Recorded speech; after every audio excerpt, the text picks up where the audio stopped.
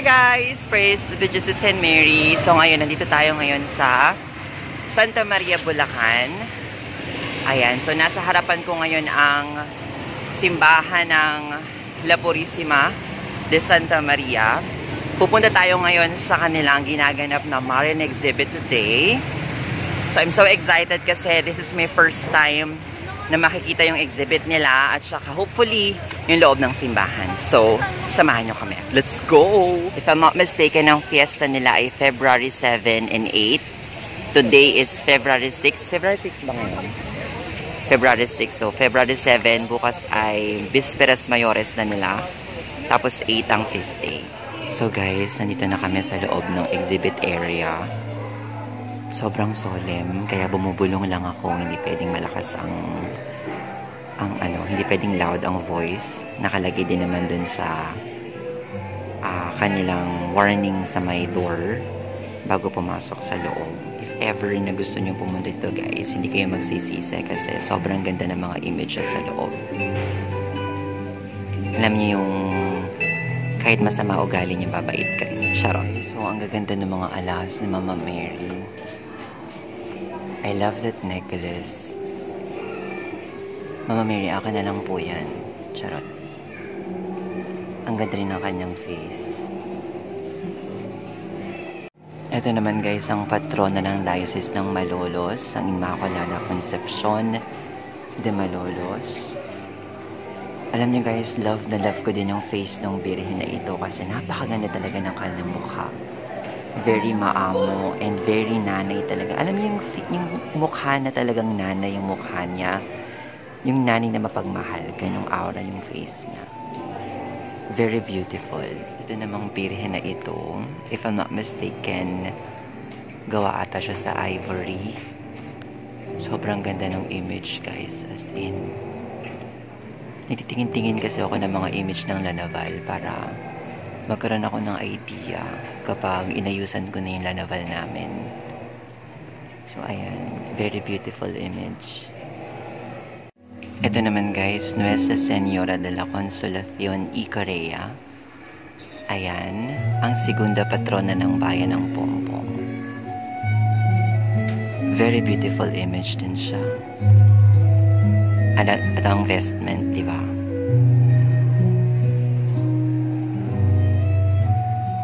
So guys, nandito tayo sa parang pinaka main altar nila.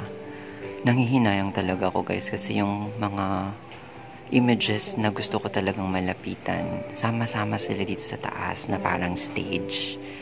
So hindi mo sila malalapitan hanggang tingin ka lang dito sa bandang to. Ayun yung Birhen ng Marilao. Siyempre yung isa sa mga pinakamamahal ko, ang Asunsyon ng Bulacan. Kala ko pa naman makakapagpa-picture ako sa kanya ng malapitan. Tapos yung sa bandang dulo naman guys, ang Birhen sa patio. Andun ang Birhen sa patio. At saka ang sa kabila, nandoon ang Birhen ng Bukawi, ang De las Flores ng Bukawi. Kaso, nakasampa sila sa taas guys. Sabi ko nga doon sa nagbabantay kung pwede akong umakyat eh. Charot. Pero syempre hindi pwede. So, hanggang tingnan lang muna tayo. Ayan guys, yung Birhen sa patio, sa Lambao.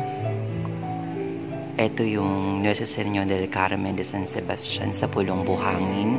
Tapos ang De las Flores ng Bukawi.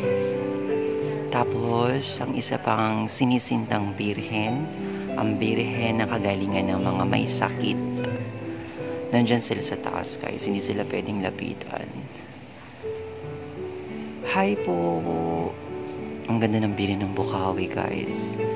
Kung pwede ko lang siyang lapitan, pwede po bang umakyat dito? Charot. And of course guys, ang Birhen ng La Purísima Concepcion de Santa Maria. Ayan, kasama ang Niño Jesus, ang kanyang anak, at ang kanyang asawa, ang ating mahal na poong San Jose. Alam niya ba guys, merong hagdan dito. Kaso merong ganito, may harang na blue. Pero may hagdan dito eh. Alam niya, gusto ko na talaga umakyat sa taas. Kasi ayan na siya guys, so sobrang lapit na siya. Sobrang lapit na niya sa akin.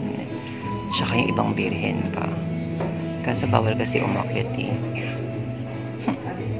medyo pinayagan tayo na nagbabantay. Hanggang hagdan lang daw tayo. So, ayan, ang lapit-lapit ko na sa official replica ng Birhen sa patio. Ay na, medyo abot kamay ko na rin ng Birhen sa Bocaue, ang De las Flores, at ang iba pang mga birin. Hindi nga lang pwedeng umakit pa doon at lapitan pa sila. Hanggang dito lang tayo sa hagdan. Pero, very happy na ako guys. As in, kasi nahawakan ko na sila.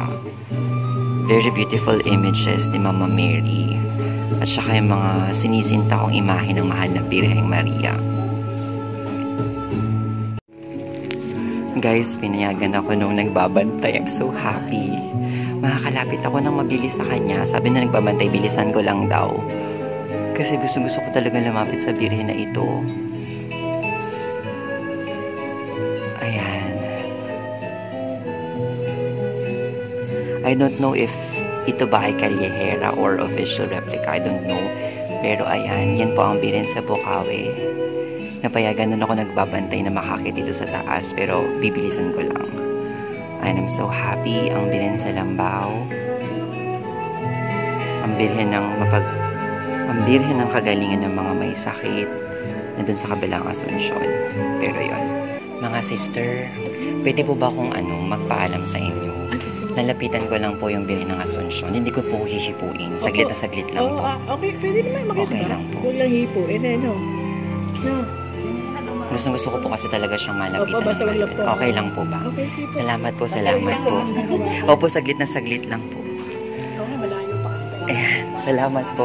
Ayan guys, pinayagan ako lumapit sa Birhen ng Asuncion. I'm so happy, Diyos ko.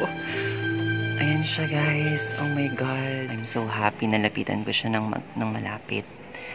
Thank you sa mga sister na nasa baba na pinayagan ako na lumapit sa kanya, mga tigabantay. Ayan, very friendly sila at saka ang mabait nilang lahat. Ayan ang Birhen ng Asuncion. Viva la Virgen! I'm so happy! Binigyan din nila kami ng mga stampitas. Ayan. Tig-isa kami na Sister Jane. I love it. Thank you po! Here's the parang short clip nung pinakaloob nung exhibit area para makita nyo lang ng isang mabilisan yung loob. Makita nyo kung gaano kadaming Birhen ang nasa loob. Guys, makita nyo busy-busy si Sir Marco Polo. Ayun siya. At saka yung partner niya. Ayun, nagpa-vlog din si Sir Marco Polo kaya kinukunan niya mga images isa-isa. Ayan. Hi, Sir Marco Polo. Nice to meet you again. Alam niyo ba guys, pag mapupunta ako ng mga exhibit na ganito, nakakapag-reflect talaga ako. Naiisip ko na lang bigla na, alam mo yun, ang dami-dami nating blessing, ang dami-dami nating pagpapala sa life, na meron tayong mga bagay na hindi natin hinihiling pero binibigay niya. Meron naman tayong mga bagay na hinihiling pero sa ibang way niya binibigay sa atin. Na marirealize mo na lang na yun pala yun. Kaya very thankful talaga ako and wala. Minsan speechless na lang ako sa mga blessings din sa life. Yun, grabe.